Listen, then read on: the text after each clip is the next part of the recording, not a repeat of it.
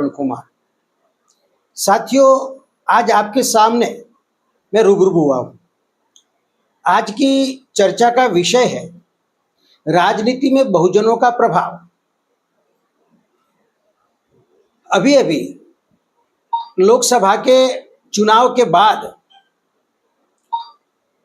पूरे भारत में इस बात की चर्चा चल रही है कि इस देश में बहुजनों की संख्या, वैसे तो हम लोग कह रहे हैं कि 85% है, लेकिन क्या ऐसा कोई महसूस हो रहा है?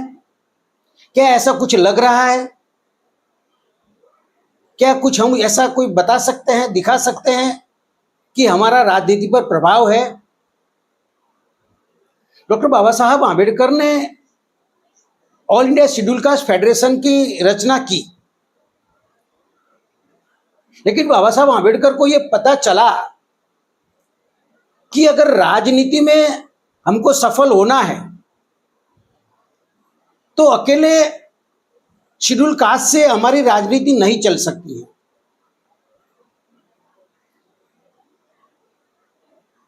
अगर राजनीति में सफल होना है तो अकेले शेड्यूल कास्ट के वोटर से हमारी राजनीति नहीं चल सकती है।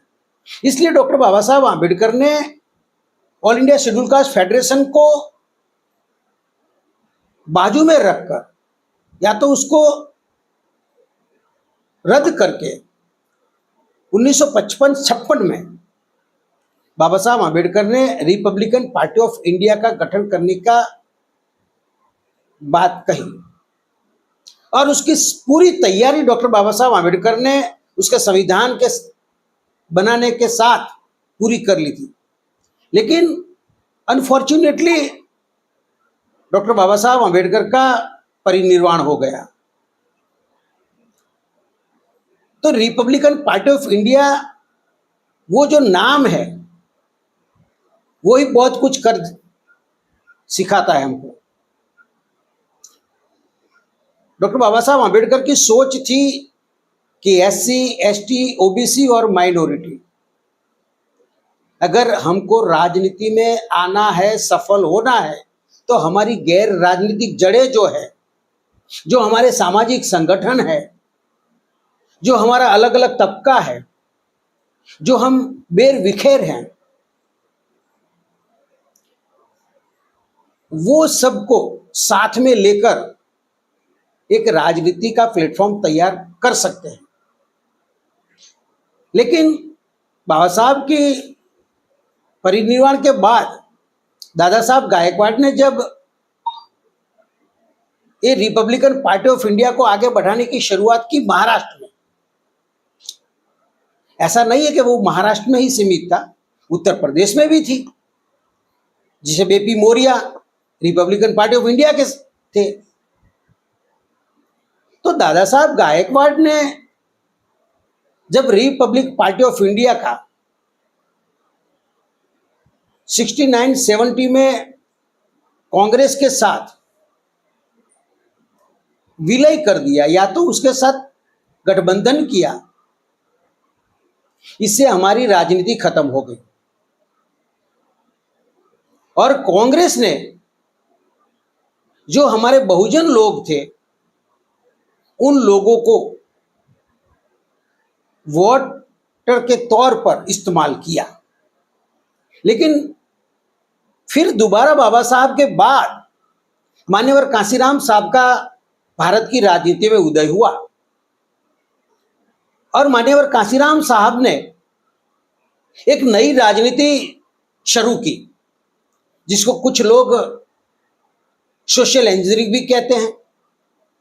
और वो सोशल इंजीनियरिंग की वजह से बाबा साहब आंबेडकर की जो सोच थी, वो सोच को आगे बढ़ाते हुए कांशीराम साहब ने पहले DS-4 बनाया और फिर BSP का गठन किया, बहुजन समाज पार्टी का। और बहुजन समाज पार्टी बनाने के बाद जो हमारा समाज तीतर भीतर था, वो समाज को संगठित करने में मान्यवर कांशीराम साहब कामयाब हुए और इस कामयाबी के बाद हमारी बहुजनों की राजनीति की शुरुआत हुई। इन शुरुआत में अगर मैं बात करूं तो वो महाराष्ट्र में प्रकाश आंबेडकर जी हैं, रामदास आठवले जी हैं और बहुत सारी छोटी मोटी बहुजन पार्टियां हैं। जैसे दिल्ली में अगर कहा जाए तो उदित राज थे, संदीप वाल्मीकि थे, अभी अभी राजेंद्र पाल गौतम आए हैं। हालांकि वो 2 टर्म के एमएलए थे आप पार्टी में, लेकिन वो बहुजन विचारधारा से जुड़े हुए थे। और कांशीराम साहब के जो ये राजनीति कैरियर से जो बहुजन समाज में एक नए तरीके से राजनीति शुरू हुई, उसमें मुलायम सिंह यादव आए, देवीलाल आए, चरण सिंह चौधरी चरण सिंह आए और हमारे समाज के भी खास करके उत्तर प्रदेश में कुमारी बहन मायावती जी, जो कि 4 बार की वो मुख्यमंत्री भी बनी। और ये बनने के बाद ये हमारे समाज को दिखाया कि अगर हमारा समाज संगठित हो सकता है तो हम राजनीति कर सकते हैं और शासन प्रशासन में आ सकते हैं। अभी हरियाणा में कल परसों ही आकाश आनंद ने अपनी जाहिर सभा में ये बात कही कि सत्ता मांगने से नहीं मिलती है, सत्ता को छीनना पड़ता है। लेकिन अब सत्ता को कब छीन सकते हो कि आपके पास गैर राजनीतिक जड़ें मजबूत होनी चाहिए। आज कुमारी बहन मायावती जी की क्या हालत है, अपनी जमीन वो ढूंढ रही है। ये 4 बार की मुख्यमंत्री, हमारी एक नई दिशा देने वाले बीएसपी, 2014 से देखो आप लोकसभा में हमारा प्रदर्शन बहुत खराब रहा, 2019 में भी खराब रहा, 2024 में भी खराब रहा, विधानसभा में भी खराब रहा। अभी अभी मायावती जी अभी भी घर से बाहर नहीं निकल रही है।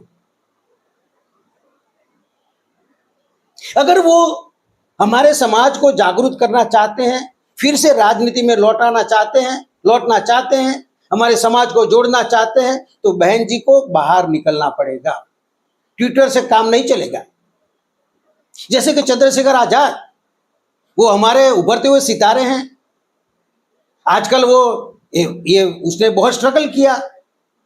राजनीति करनी है तो जेल में जाना पड़ता है। आजकल तो ये एक ट्रेंड हो गया है कि अगर आपको सक्सेस होना है, सफल होना है, तो आपको जेल जाना है। अगर जेल में गए तो समझो आप मेंबर ऑफ पार्लियामेंट हो गए। जैसे अरविंद केजरीवाल था, क्या किया उसने, अन्ना हजारे का आंदोलन में वो शरीफ हुए और दिल्ली का मुख्यमंत्री बन गया। उनका कोई पॉलिटिकल कैरियर तो था ही नहीं, वो तो एक आईएएस ऑफिसर था। लेकिन राजनीति की जड़, जो गैर राजनीति की जड़ केजरीवाल के पक्ष में थी, हमारे पक्ष में नहीं है। हमारे पक्ष में सिर्फ संघर्ष करके हमारे समाज को हमारे महापुरुषों के आंदोलन से उजागर करके जोड़ना होगा। अभी उत्तर प्रदेश के उपचुनाव आ रहे हैं 10 सीटों के। अब देखते हैं मायावती जी पहली बार, वैसे मायावती जी का रिकॉर्ड रहा है कि वो कभी बाई इलेक्शन में अपने उम्मीदवार खड़ा नहीं रखती हैं, लेकिन इस बार उसको फर्जियात मजबूर होके बाई इलेक्शन में कुमारी बहन मायावती जी को अपने उम्मीदवार खड़े रखने पड़ेंगे और रखे हैं। दूसरा, हरियाणा में अब देख लो, हरियाणा में बीएसपी ने लोकदल से गठबंधन किया, भारतीय नेशनल लोकदल, उसको शॉर्ट फॉर्म में लोकदल बोलते हैं, उसके साथ गठबंधन किया और आकाश आनंद वहां हरियाणा में सतत सफाई कर रहे हैं। लेकिन सफाई करने से हमको वोट नहीं मिलता है। सपा के जो हमारे लोग आते हैं उसको वोट में कन्वर्ट करने के लिए मायावती जी को खुद को बाहर निकलना पड़ेगा। और वो जाएंगे, पब्लिक में जाना पड़ेगा, और पब्लिक में जाके हमारे लोगों के साथ उनकी क्या समस्याएं हैं, उस समस्या के बारे में जानकारी रखनी पड़ेगी। उनके ऐसा नहीं है कि मायावती जी ने हमारे लिए काम नहीं किया है, बहुत अच्छा काम किया है। और अभी अभी समाजवादी पार्टी और कांग्रेस, अब देख लो, राजनीति कर रहे हैं। हमारा बहुजनों में से जो मायावती के साथ जो वोट बैंक जुड़ी हुई थी, वो वोट बैंक धीरे धीरे करके कांग्रेस और समाजवादी पार्टी में शिफ्ट हो रही है। और अखिलेश आजकल काफी मुस्ताक करके फिरते हैं। उसने एक नई फॉर्मूला दी है, पिछड़ा, दलित और अल्पसंख्यक। तो मायावती जी को भी ये सोचना पड़ेगा और उसके सामने काउंटर राजनीति करनी पड़ेगी। हाँ, अभी अखिलेश यादव काफी अच्छा परफॉर्मेंस कर रहे हैं और कांग्रेस को जीवित किए। जो कांग्रेस उत्तर प्रदेश से कांसीराम के आंदोलन से वो कांग्रेस खत्म हो गई थी, वो कांग्रेस को इस बार अखिलेश ने फिर से पुनर्जीवित की है। और मीडिया ने जो एक बार की कुमारी बहन मायावती जी हमारे देश की प्रधानमंत्री के रूप में, वो लोगों ने उसको कहा कि भी मायावती जी को प्रधानमंत्री बनना चाहिए, वो काबिल है। लेकिन 2024 का इलेक्शन बहुजनों के लिए बहुत घातक हुआ। और चंद्रशेखर आजाद ने अभी 4 दिन पहले दिल्ली के इंदिरा गांधी स्टेडियम में जो अपनी जनसभाएं की, उसमें करीबन 7 लाख से ज्यादा लोग आए। और मैं आपको ये बताना चाहता हूं कि चंद्रशेखर आजाद ने क्या क्या डिमांडें रखी हैं। वो हमारे समाज से जुड़ी हुई डिमांड है। तो वो कहते हैं, पहला काम बात की चंद्रशेखर आजाद ने, तो जाति आधारित जनगणना होनी चाहिए, जो आजकल, लेकिन वो राहुल गांधी भी बोलते हैं। हमारा जो मुद्दा था वो मुद्दा कांग्रेस ले गई और जाति आधारित जनगणना की बात कर रहे हैं। तो जाति आधारित जनगणना तो जब जवाहरलाल नेहरू प्रधानमंत्री थे, तो जवाहरलाल नेहरू जब प्रधानमंत्री थे तो बाबा साहब आंबेडकर ने ओबीसी का रिजर्वेशन के लिए, उनकी जाति आधारित जनगणना करने के लिए जवाहरलाल नेहरू को कहा। तो जवाहरलाल नेहरू तैयार नहीं हुए, तो बाबा साहब आंबेडकर ने 10 नवंबर 1952 को रिजाइन करना पड़ा। शायद हमारे कम लोग ये जानते हैं कि बाबा साहब आंबेडकर ने हिंदू कोड बिल और ओबीसी के बिल मंजूर न होने की वजह से अपने संसद में से वो ने उस बाबा साहब ने रिजाइन किया था।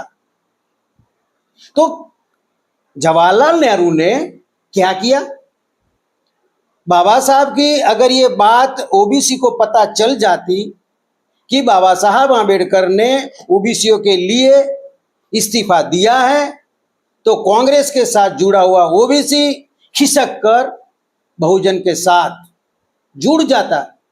ये न हो जाए, इसलिए जवाहरलाल नेहरू ने काका साहब कालेकर पंच की घोषणा की। जो काका साहब कालेकर था, उसने जब ये कमीशन का अध्यक्ष बना और अध्यक्ष बनने के बाद जब उसने सूची ओबीसी की दी प्रधानमंत्री जवाहरलाल नेहरू को, लेकिन उसमें उसने लिखा कि मैं ये जातियां तो मैंने ओबीसी के लिए निकाली है, लेकिन मैं उसके साथ सहमत नहीं हूं और 1961 की जनगणना जाति आधारित करनी चाहिए। कांग्रेस ने नहीं करवाई। जो आज राहुल गांधी बात कर रहे हैं कि हम जाति आधारित जनगणना कराना चाहते हैं, तो ये मसला तो पहले से चला आ रहा है। ये कोई नया मसला तो है नहीं। कांग्रेस ने करीबन 50 साल राज तो किया है। जब उसके बाद इंदिरा गांधी जी आए तो उसने भी जाति आधारित जनगणना नहीं करवाई। और जब 1977 में जब बीपी मंडल कमीशन आया ओबीसीओ की जनगणना के लिए, तो बीपी मंडल जब हरियाणा में गए रेवंडी में, तो वहां के ओबीसी के लोगों ने विरोध किया कि हम ओबीसी में जुड़ना नहीं चाहते हैं, और आज ओबीसी में जुड़ने के लिए लाइनें लगी हुई है। तो जब मोरारजी देसाई प्रधानमंत्री से निकलकर से फिर दोबारा इंदिरा गांधी इस देश की प्रधानमंत्री बनी, तो उसके सामने मंडल कमीशन आया और इंदिरा गांधी को कहा कि भाई ओबीसीओ की जनगणना के आधार पर इसको मंडल कमीशन का बेनिफिट दो। तो इंदिरा गांधी ने भी नहीं किया कुछ। राजीव गांधी ने तो संसद में 2 घंटे तक इसके खिलाफ भाषण दिया। जब जाके वीपी सिंह, विश्वनाथ प्रताप सिंह की सरकार में ओबीसीओ को कुछ मिला, तो ये जाति आधारित जनगणना का मुद्दा जो है वो चंद्रशेखर आजाद ने उठाया है और उठाना चाहिए, क्योंकि हमारी गैर राजनीतिक जड़ें मजबूत करनी है। अगर राजनीति में सफल होना है तो गैर राजनीतिक जड़ें मजबूत करनी पड़ेगी। हमारे समाज को जुड़ना पड़ेगा। 6247 जातियों को हमको संगठित करनी पड़ेगी, तब जाके हम शासक बन सकते हैं। आकाश आनंद कहते हैं कि सत्ता मांगने से नहीं मिलती,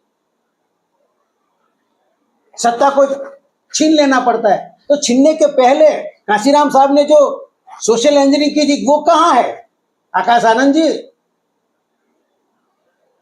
पूछो बहन मायावती जी को कि आपने इतने साल आप मुख्यमंत्री रही, 2014 से आपकी एक भी सीट नहीं आ रही है लोकसभा में। हाँ, 2019 में 10 सीटें आई एसपी बीएसपी का गठबंधन में, तो वो अखिलेश तो आपका फोन उठा नहीं रहा था। आप ही बता रही हैं ट्विटर पर। जिस अखिलेश के पिताजी को मान्यवर कांशीराम साहब राजनीति में लाए और 2019 में जब ये गठबंधन किया, तो अखिलेश जी तो आपका फोन उठा नहीं रहे।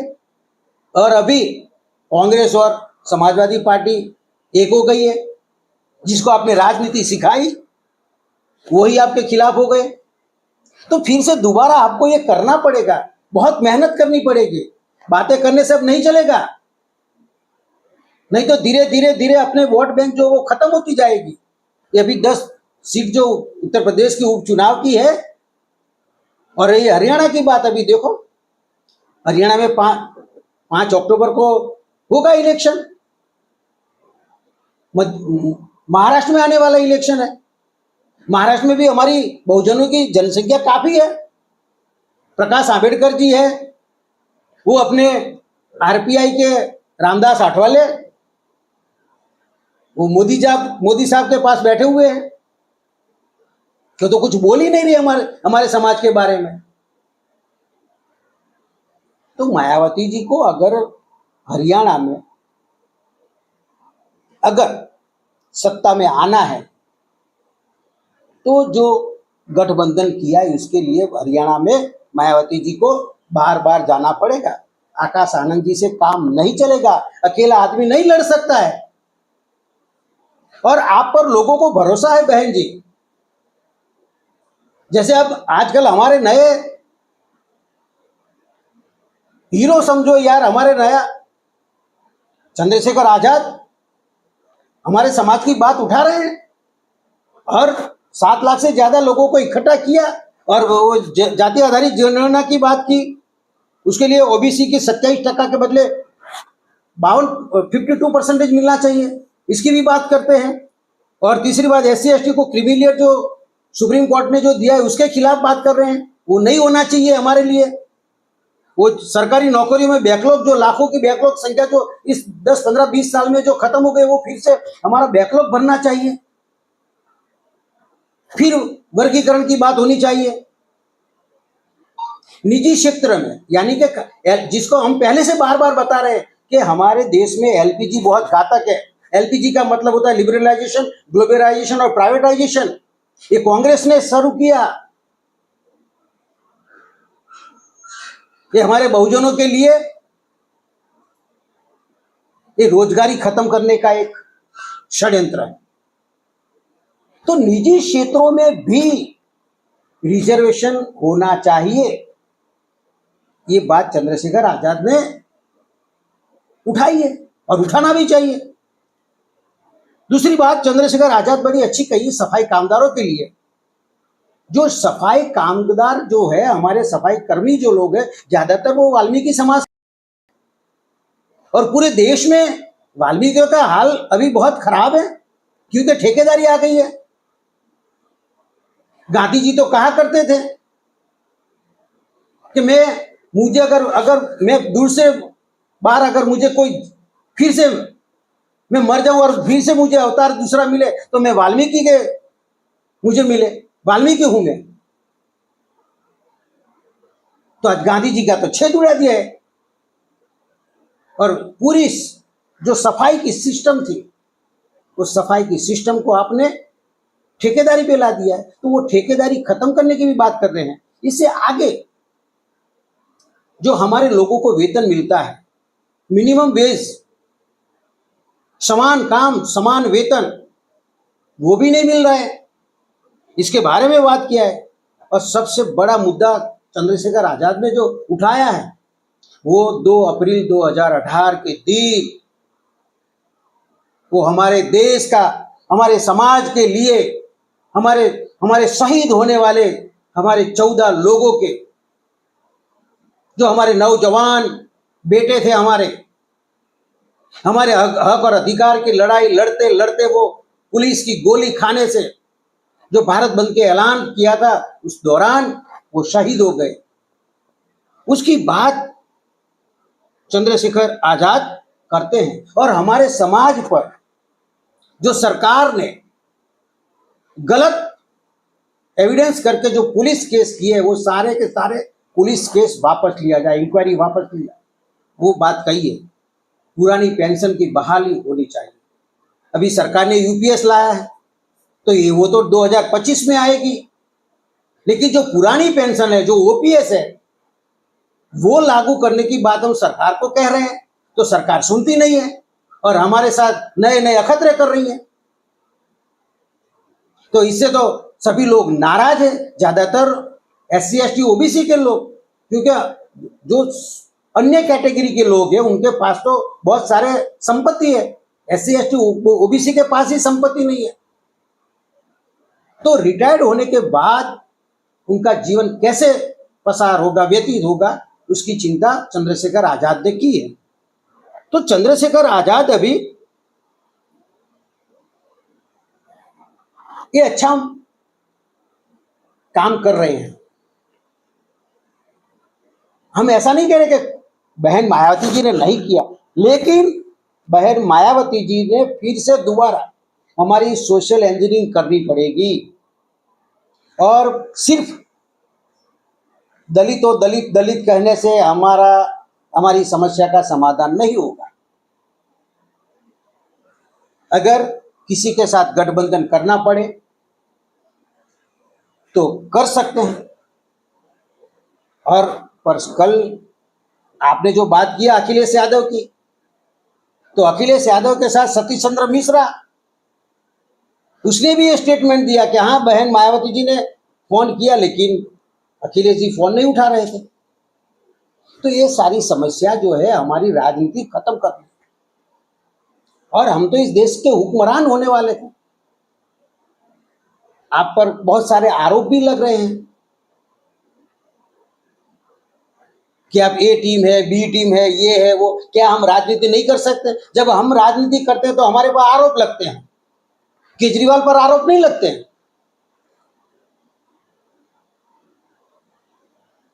केजरीवाल भी बी टीम ही है, भाजपा की है।